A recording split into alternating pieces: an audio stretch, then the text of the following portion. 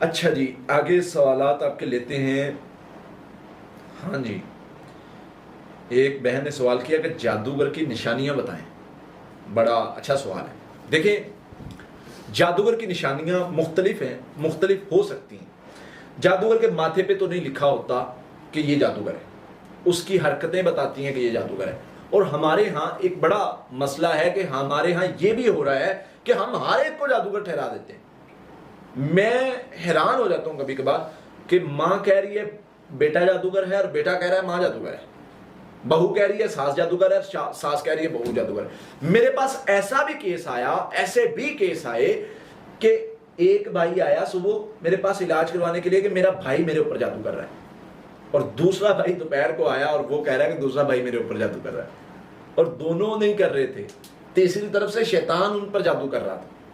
تو اس چیز کو سمجھیے، یہ جو ہے شیطان جو ہے وہ اس طریقے سے جادو کر سکتے ہیں اور آپ کو مس گائیڈ کر سکتے ہیں. خواب میں آ کے کر سکتے ہیں، بیداری میں آپ کو نظر آ سکتے ہیں. خواب میں آئے گا فلاں جگہ پر آپ کا بھائی، آپ کی کوئی رشتہ دار، آپ کا کوئی کزن وہ تعویذ دبا رہا ہے. آپ جا کر دیکھیں گے تو وہ آپ کو تعویذ بھی مل جائیں گے. آپ کہیں گے دیکھیں مجھے خواب آیا تھا، وہ اس نے دبائے تھے، مجھے مل گئے، وہی جادوگر ہے اور وہ سارا کچھ پتہ چل گیا مجھے.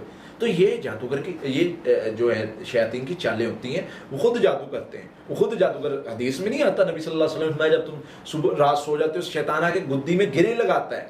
اور وہ گریں کیسے کھلتی ہیں؟ صبح جب تم اٹھتے ہو اللہ کا نام لیتے ہو، نماز پڑھتے ہو، پھر گریں کھلتی ہیں.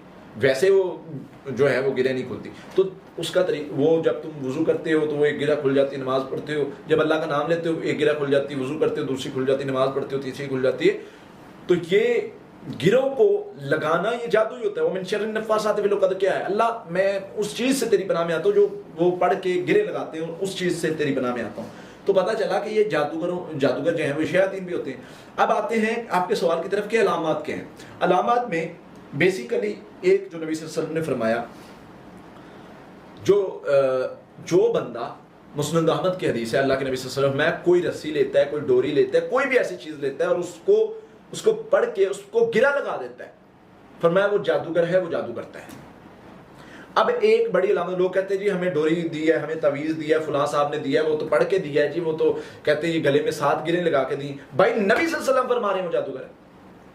اور میں ابھی کسی کتاب میں پڑھ رہا تھا غالباً کہ چاروں ائمہ کا اس چیز پر موقف ہے.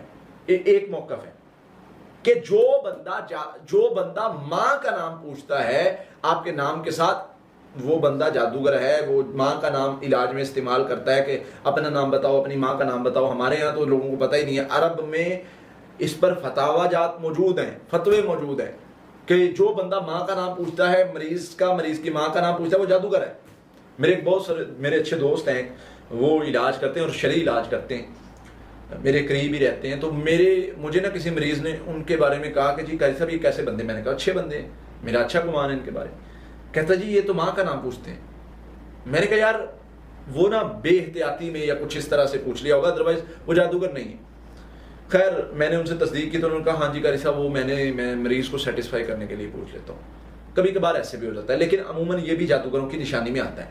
جو بندہ آپ کو غیر اللہ کی عبادت کر کے علاج کا بتاتا ہے کہ ایسے علاج ہوگا، قبر پر سجدہ کرنا ہے، جو بندہ کہتا ہے قبرستان میں گوشت پھینک کے آنا ہے، جو بندہ کہتا ہے کہیں میدان میں جا کے ذبح کرنا ہے، جو بندہ آپ کو کہتا ہے کہ جی کوئی چیز کھانے پینے والی یا کوئی ڈیمانڈ فلاں جگہ پر پھینک کے نہیں، وہ جادوگر ہے. کیوں؟ کیونکہ یہ ساری چیزیں جادو میں استعمال ہوتی ہیں. کوئی بندہ کہتا ہے جی آپ کے ناخن اور بال لے کے آؤ. اللہ کے نبی صلی اللہ علیہ وسلم پر جو جادو ہوا تھا، حالانکہ وہ ایک ہمارے لیے ایک سکھانے کا ایک معاملہ تھا، لیکن پھر بھی اس سے ہمیں سبق تو ملتا ہے نا کہ کس چیز پر جادو ہوا تھا. وہ بالوں پر جادو ہوا تھا، بالوں کو گرہ لگائی گئی تھی. تو بالوں پر بھی جادو، جو بندہ آپ کے بال لیتا ہے علاج کے لیے لیتا ہے تو وہ جادوگر ہے، وہ جادو کرتا ہے. جو بندہ کپڑا لیتا ہے، کپڑا اگر کوئی مانگتا ہے تو جادوگر جو ہوتے ہیں وہ کپڑے پر جادو کرتے ہیں. جو جنات سے مدد لے کے کسی کی شادی توڑوانے کے کام کر رہا ہے، کسی کے نقصان پہنچانے کے کام کر رہا ہے، تو وہ جنات شیاطین سے جو مدد لیتا ہے وہ مدد اسی زمرے میں آتی ہے کہ وہ جادوگر ڈکلیئر ہو جاتا ہے جو اس طرح کام کرتا ہے. پھر اسی طرح سے کپڑا لے کے جو ہے وہ کسی کپڑے پر عمل کرتے ہیں. وہ یعنی آپ پہنا ہوا کپڑا دیں جی اس کو. اچھا اس میں یہاں پر ایک بات ہے کچھ لوگ نا کپڑے پر چیک کرنے کے لیے کپڑا لیتے ہیں، وہ لوگ اس چیز میں نہیں آتے۔ جو لوگ پسینے والا کپڑا لے کے اس میں سے کچھ چیز نکال کے یا اس کو دباتے ہیں یا اس پر عمل کر کے اس کو ہنڈیا میں ڈالتے ہیں یا کچھ اس طرح کرتے ہیں، وہ جادوگروں والے کام ہیں، عموماً نہیں۔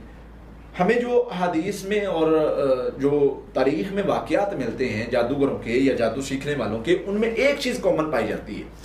وہ چیز یہ ہے کہ وہ آپ سے وہ کام ضرور کرواتے ہیں جس سے یعنی اللہ تعالیٰ کی ناراضگی کا جو کام سبب بنے، جو کام اللہ تعالیٰ کی ناراضگی کا جو ہے وہ سبب بنے۔ مثلا جو سورۃ البقرہ کی آیت نمبر 102 ہے، وَاتَّبَعُوا مَا تَتْلُو الشَّيَاطِينُ عَلَىٰ مُلْكِ سُلَيْمَانَ، اس کی تفسیر جو ہے اس پر جو ہے وہ امام ابن کثیر ایک واقعہ لے کر آئے ہیں، ایک عورت کا واقعہ بہت لمبا ہے، لیکن اس میں ایک چیز اس واقعے میں ایک چیز ہمیں ملتی ہے۔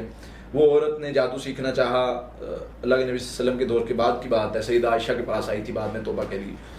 تو اس نے بتایا کہ میں جب مجھے جادو سکھانے کے لیے ایک عورت لے کے گئی وہاں پر، اور اس کی ڈیمانڈ جو تھی وہ یہ تھی کہ فلاں جگہ اس تندور کے پیچھے ایک ویرانے میں چلے گئے، وہاں پر کچھ عمل کیا اور اس کے بعد کہا کہ اس تندور میں جا کے پیشاب کرنا ہے تم نے اور یہ چیزیں پڑھنی ہیں۔ تو وہ جب عورت جاتی تھی اور جا کر وہ کام نہیں کرتی تھی، وہ واپس آ کے بتاتی تھی کہ میں نے کر لیا ہے۔ وہ کہتی تھی کچھ نظر آیا، جو سکھانے والی تھی وہ اس عورت کو جو سیکھنے آئی تھی اس کو پوچھتی تھی تمہیں کچھ نظر آیا؟ وہ کہتی تھی نہیں نظر تو نہیں آیا۔ وہ کہتے تھے دوبارہ جاؤ، تم نے کیا ہی نہیں ہے۔